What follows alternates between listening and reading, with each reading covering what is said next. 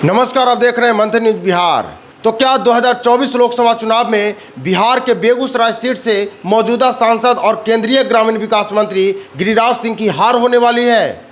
और क्या उसी बेगूसराय सीट से कांग्रेस के कद्दावर नेता कन्हैया कुमार सांसद बनने वाले हैं? यह दोनों सवाल अपने आप में काफ़ी मायने रखते हैं। 2024 में होने वाले लोकसभा चुनाव में बिहार के हॉट सीटों में से एक रहने वाली बेगूसराय सीट के बारे में यह इसलिए कहा जा रहा है, यह इसलिए कयास लगाया जा रहा है क्योंकि 2019 में हुए लोकसभा चुनाव में जिस प्रकार से कन्हैया कुमार और गिरिराज सिंह के बीच टक्कर हुई, बेगूसराय सीट पर एक माहौल बना, उसने आने वाले समय में बदलते हुए परिदृश्य के संकेत दे दिए थे। इससे पहले कि 2024 लोकसभा चुनाव की बात करें, हम थोड़ा 2019 के लोकसभा चुनाव पर नज़र डाल लेते हैं, जिससे कि आने वाले 2024 के लोकसभा चुनाव में बेगूसराय सीट पर तथ्य और आंकड़ों के आधार पर स्थिति स्पष्ट हो सकेगी।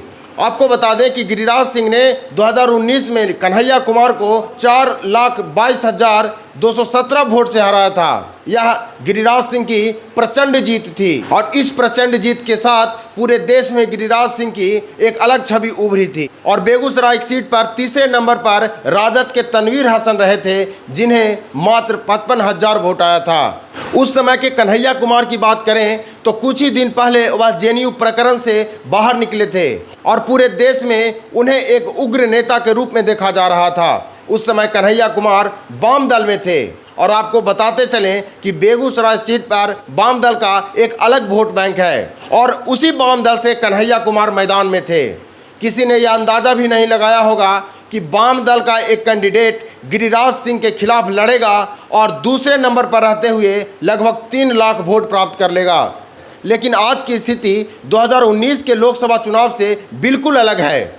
कन्हैया कुमार जो उस वक्त वाम दल के थे, कन्हैया कुमार आज कांग्रेस के हो गए हैं। बेगूसराय सीट पर थोड़े बहुत कांग्रेस की मौजूदगी से भी इनकार नहीं किया जा सकता। एक बात और समझने की ज़रूरत है कि उस समय भारतीय जनता पार्टी और जदयू साथ लड़ी थी, राजद अलग लड़ी थी और वाम दल अलग लड़ी थी। लेकिन आपको बता दें कि आज का परिदृश्य जो कह रहा है वह 2024 लोकसभा चुनाव के लिए जदयू, राजद, वाम दल, कांग्रेस, ये चारों पार्टियां एक साथ नजर आने वाली हैं। और ऐसे में कन्हैया कुमार को 2024 लोकसभा चुनाव में चारों पार्टियों का वोट मिलेगा।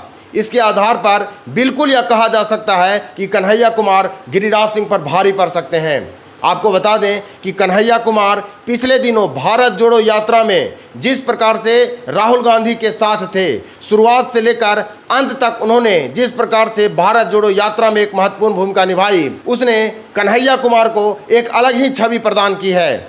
और आज भी कन्हैया कुमार पूरे देश भर में कांग्रेस के विचारधारा और कांग्रेस की नीतियों को बहुत ही उग्रता के साथ, बहुत ही बेबाकी के साथ लोगों के सामने रख रहे हैं। दूसरी तरफ यदि हम मौजूदा सांसद और ग्रामीण विकास मंत्री गिरिराज सिंह की बात करें तो वह अपने विभागों के कामों को लेकर कम, जनता के मुद्दों को लेकर कम, हिंदुत्व और हिंदू मुस्लिम के मुद्दे पर भड़काऊ बयान देते हुए ज़्यादा नजर आते हैं। और दूसरी तरफ यदि गिरिराज सिंह के अपने संसदीय क्षेत्र में काम की बात करें तो यह कोई बतलाने वाली बात नहीं है। वहाँ की जनता खुद यह तय कर लेगी कि गिरिराज सिंह ने अपने संसदीय क्षेत्र के लिए क्या कार्य किया है। यदि मौजूदा समय में देखें तो जो इंडिया गठबंधन बनी है उसके दृष्टिकोण से देखा जाए तो बेगूसराय सीट पर कन्हैया कुमार गिरिराज सिंह को मात दे सकते हैं, क्योंकि भारतीय जनता पार्टी के पास इस बार जदयू के रूप में एक महत्वपूर्ण गठबंधन दल नहीं है। तो इससे यह स्पष्ट होता है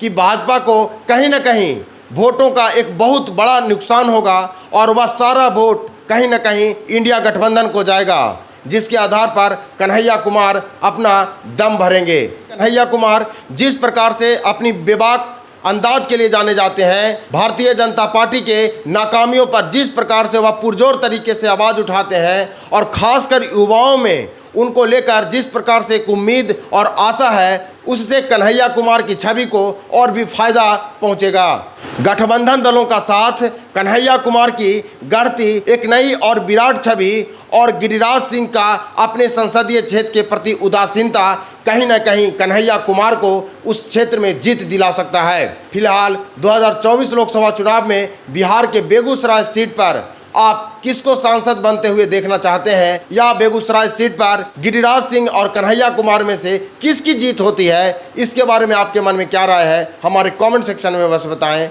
देखते रहें मंथन न्यूज़ बिहार। बहुत बहुत धन्यवाद।